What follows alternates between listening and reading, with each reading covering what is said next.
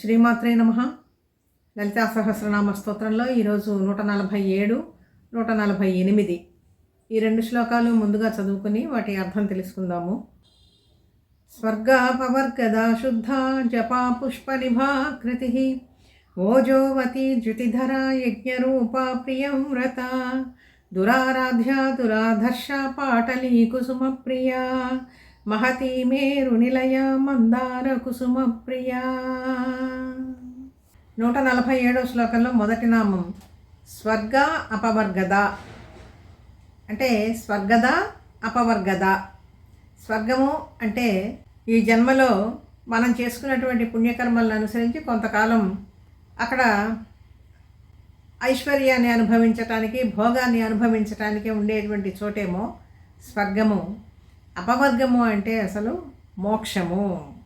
పరమేశ్వరి ఇటువంటి భోగాన్ని ఇస్తుంది, మోక్షాన్ని కూడా ఇవ్వగలిగినటువంటి శక్తి కలిగినటువంటిది శ్రీమాత. దేవతలందరూ కూడా మోక్షాన్ని ఇవ్వలేరా అంటే ఇవ్వలేరు. వాళ్ళకి కూడా పరిమితమైనటువంటి శక్తులు మాత్రమే ఉంటాయి. అందుకనే సృష్టిలో చాలా రాక్షస పీడ భయంకరంగా విజృంభించినప్పుడు దేవతలందరూ వెళ్ళి బ్రహ్మదేవుణ్ణి శరణు పెడుతూ ఉంటారు. ఇది చాలా పురాణాల్లో మనం చూసాం. అందరూ కూడా బ్రహ్మదేవుణ్ణి నాకు మరణం లేకుండా ఇవ్వండి అని చెప్పి అడుగుతారు. కానీ బ్రహ్మదేవుడు కూడా మరణం లేకుండా ఉండటం అనేటువంటిది అసాధ్యము, ఇంకేదైనా వరం కోరుకో అని చెప్పి అంటూ ఉంటారు. ఇది అనేక వృత్తాంతాల్లో, కథల్లో మనం చూసుకుంటూ వచ్చాం. అయితే అందుకని బ్రహ్మదేవుడు సహితము కూడా ఇవ్వలేనటువంటి మోక్ష పదాన్ని, అపవర్గ పదాన్ని కూడా ఇచ్చేటువంటి తల్లి. పరిమితమైనటువంటి శక్తి కలిగినటువంటి వాళ్ళేమో దేవతలు, అపరిమితమైనటువంటి శక్తి కలిగినటువంటిదేమో పరమేశ్వరి. గజేంద్ర మోక్షంలో కూడా గజేంద్రుడు దీనాతి దీనంగా ప్రార్థిస్తూ ఉన్నది ఎవరిని? తన కర్మబంధాలు విడిపించమని, శాశ్వతమైనటువంటి మోక్షపదాన్ని అనుగ్రహించమనే శ్రీ మహావిష్ణువుని ప్రార్థించాడు. ఆ పరబ్రహ్మతత్వాన్ని ప్రార్థించాడు. సృష్టి, స్థితి, లయ, తిరోధానము, అనుగ్రహము అనేటువంటి ఈ పంచకృత్యాలు ఎవరైతే చేయగలుగుతాడో అటువంటి పరబ్రహ్మని నేను ప్రార్థిస్తూ ఉన్నాను అని చెప్పి దీనాతి దీనంగా వేడుకున్నాడు. దేవతలందరూ కూడా ఆకాశంలో చుట్టూరా నిలబడి చూస్తూ ఉన్నారు, కానీ ఆ మొసలి బారి నుంచి ఏనుగును కాపాడలేకపోయినారు. ఎందుకని అంటే పోతన గారు అక్కడ అంటారు, విశ్వమయుత లేమి కారణమున అంటారు. వాళ్ళందరికీ కూడా విశ్వమంతా కూడా వ్యాప్తి చెందగలిగినటువంటి తత్వం లేదు, వాళ్ళ పరిధి కొంతమేరే ఉంది. అందుకని అటువంటి దేవతల కన్నా కూడా చాలా అధికమైనటువంటి స్థితి కలిగినటువంటి తల్లి, వాళ్ళందరికీ కూడా ఆయా శక్తులను అనుగ్రహించేటువంటి తల్లి. అపవర్గ పదాన్ని మాత్రము అనుగ్రహించలేరెవరు, ఒక పరమేశ్వరి తప్ప. ఇక్కడ శ్రీమాతను గురించి చెప్పుకుంటున్నాం కాబట్టి ఈ సందర్భం కూడా మనం ప్రస్తావించుకోవాలి. అందుకని తల్లి ఎటువంటి భోగాలు కావాలన్నా కూడా ఇస్తుంది. ఐశ్వర్యము, సంపద, పదవి, అధికారము, ధనధాన్యాదులు ఇటువంటివన్నీ కూడా ఇస్తుంది. వీటిని మించినటువంటి మోక్ష పదమే నాకు కావాలి అంటే అది కూడా అనుగ్రహిస్తుంది తల్లి. అయితే ఎలాగా? మనం కోరుకునేటువంటి సంపదలు, అధికారము, భోగభాగ్యాలు ఇవన్నీ కూడా ఉంటాయి. ఇవన్నీ కూడా కామ్యకర్మలు. ఏదో ఒకటి కోరుకుని చేస్తూ ఉన్నాం కాబట్టి వీటిని కామ్యకర్మలు అంటాం. కామ్యకర్మల వల్ల ఎప్పుడు కూడా మోక్ష సిద్ధి అనేటువంటిది కలుగదు. నిష్కామ కర్మ వల్లనే మోక్షం అనేటువంటిది సంప్రాప్తమవుతుంది. ఇది ముందుగా అర్థం చేసుకోవాలి. అందుకని శ్రీమాత స్వర్గాపవర్గద రెండింటినీ కూడా ఇవ్వగలిగినటువంటి శ్రీమాత.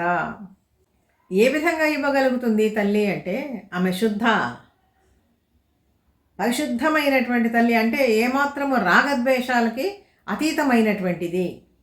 ఈ మాలిన్యాలు అనేటువంటివి లేవు. వయోవస్థ వివర్జిత అని చెప్పి ఇంతకుముందు ఎలా చెప్పుకున్నామో ఈ రాగద్వేషాలకి అతీతమైనటువంటి శక్తి శ్రీమాత. అంటే త్రిగుణాలకి కూడా అతీతమైనటువంటిది, శుద్ధ సత్వ స్వరూపురాలు. అందుకని ఇక్కడ శుద్ధ అని చెప్పి నేను అంటున్నారు. ఎటువంటి మాలిన్యాలు, దోషాలు లేనటువంటి తల్లి. రాగద్వేషాలు సమం సర్వేషు భూతేషు తిష్టంతం పరమేశ్వరం. భగవద్గీత మనం చాలా చోట్ల ఇక్కడ గుర్తుకు తెచ్చుకోవచ్చు. ఎందుకంటే పరమాత్మతత్వం, పరబ్రహ్మతత్వం అనేటువంటిది ఎక్కడైనా కూడా ఒకటే. స్వర్గాపవర్గద శుద్ధ జపా పుష్ప నిభాకృతి. జపా పుష్పం అంటే మోదుగ పువ్వు, చాలా ఎర్రగా ఉంటుంది. ఆ ఎరుపుదనమే ఉదయించటానికి కారణం అన్నమాట. సూర్యోదయం అయ్యేటప్పుడు సూర్యుడు ఎలా ఉంటాడు? ఎర్రగానే ఉంటాడు. మొట్టమొదటి ధ్యాన శ్లోకాల్లోనే మనం ఏం చెప్పుకున్నాము? అరుణాం కరుణాతరంగితాక్షీం. ధ్యాన శ్లోకాల్లో మొట్టమొదటి శ్లోకంలోనే అరుణాం, ఆ తల్లి అరుణవర్ణంలో ఉంటుందన్నమాట. అందుకని జపా పుష్ప నిభాకృతి ఓజోవతి ద్యుతిధర. ఓజస్సు అంటే ఇక్కడ కాంతి, తేజస్సు, బలము, ఇటువంటివన్నీ కూడా అర్థం ఉన్నాయి.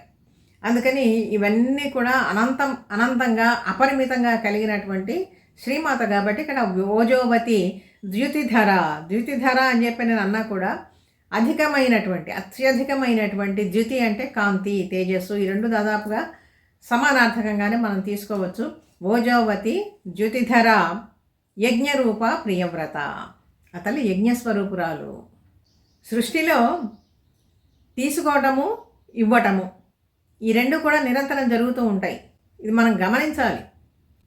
మేఘాల రూపంలో నీటిని గ్రహించి మళ్ళీ తిరిగి అదే నీటిని ప్రాణుల యొక్క ఆధారానికి, జీవనాధారానికి వర్ష రూపంలో మళ్ళీ తిరిగి అనుగ్రహిస్తూ ఉంటాడు భగవంతుడు.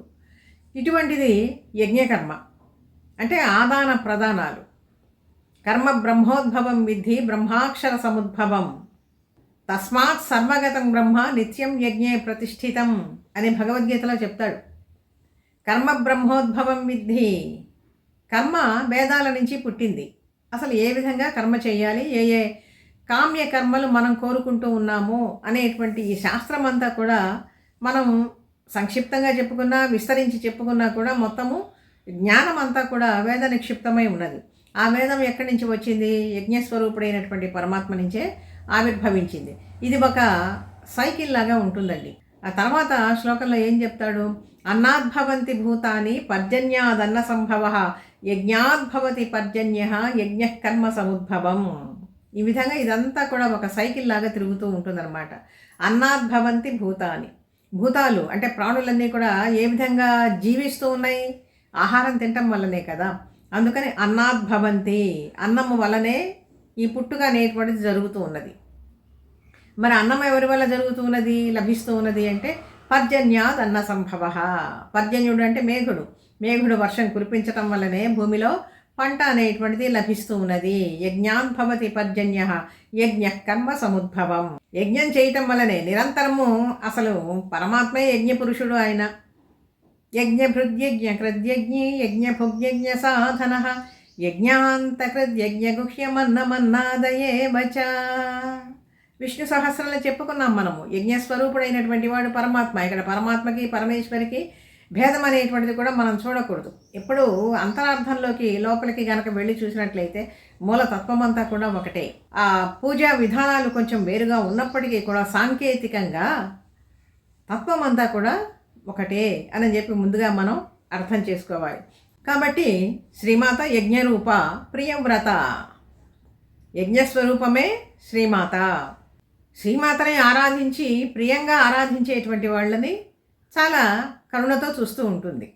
అంతే కదా. ఎవరైనా అమ్మ అని చెప్పి చాలా ప్రేమగా పిలిస్తే తల్లి దగ్గరికి తీసుకుంటుంది. కానీ దుర్భాషలాడితే ఏ తల్లి అయినా కూడా కొంచెం కోపించదా? అదేవిధంగా ఇక్కడ మాతృస్వరూపిణిగా మనం చెప్పుకుంటూ ఉన్నాం కాబట్టి తల్లి ప్రియవ్రత. ఈ విధంగా 147వ శ్లోకానికి మనం అర్థం చెప్పుకున్నాము. తల్లి తత్వాన్ని ఇంకా వివరిస్తూ ఉన్నారు 148వ శ్లోకంలో. దురారాధ్య దురాధర్ష. దురారాధ్య దురాధర్ష అంటే దురారాధ్య అంటే దుర్మార్గుల చేత ఆరాధించడానికి అసలు యోగ్యతే లేదు వాళ్ళకి. ఇప్పుడు అసలు భగవంతుడే లేడు. ఈ సృష్టి అంతా కూడా ఏదో స్త్రీ పురుషుల కలయిక వల్లనే ఏర్పడతా ఉన్నది. అపరస్పర సంభూతం కిమన్యత్ కామహైతుకం అని చెప్పి నేను అంటాడు కృష్ణ పరమాత్మ. ఇటువంటి వాళ్ళందరూ కూడా వీళ్ళకి ఎవరికి కూడా అసలు పరబ్రహ్మ తత్వం అనేటువంటిది అర్థం కాదు. వాదం కోసమే వాదించేటువంటి వాళ్ళకి పరమాత్మ తత్వం అనేటువంటిది ఏం అర్థమవుతుంది చెప్పండి? అందుకనే భగవద్గీత అంతా కూడా చెప్పి కృష్ణ పరమాత్మ ఏమంటాడంటే, ఇది చాలా గుహ్యమైనటువంటి శాస్త్రము. ఎవరికైతే నా మీద ఆసక్తి ఉంటుందో, శ్రద్ధ ఉంటుందో, భక్తి ఉంటుందో అటువంటి వాళ్ళకి మాత్రమే ఉపదేశించాలి. అసలు భగవంతుణ్ణి నమ్మని వాళ్ళకి ఈ విద్య ఉపదేశించి కూడా అనవసరం కదా. అందుకనే ఇదంతే నా తపస్కాయ నా భక్తాయ కదాచన అంటాడు. నా మీద ఆలోచన లేనటువంటి వాళ్ళకి, నాకు భక్తుడు కానటువంటి వాళ్ళకి ఇవన్నీ కూడా ఉపదేశం చేయటానికి అసలు వ్యర్థమే, ఇది ఒక వ్యర్థ ప్రయత్నం అవుతుంది అని చెప్పి అక్కడ కృష్ణ పరమాత్మ కూడా చెప్తాడనమాట.